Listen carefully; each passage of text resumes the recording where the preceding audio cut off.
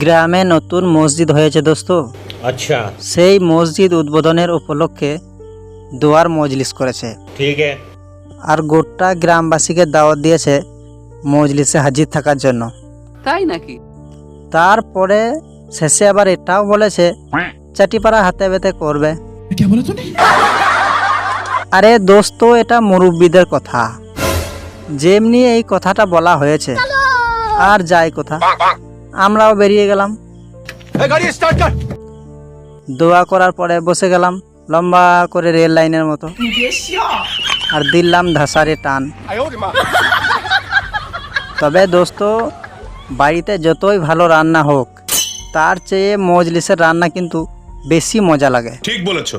ওই জন্যই তো দোস্ত কিছু কিছু মজলিসে খেয়ে টান ধরিন দেয়।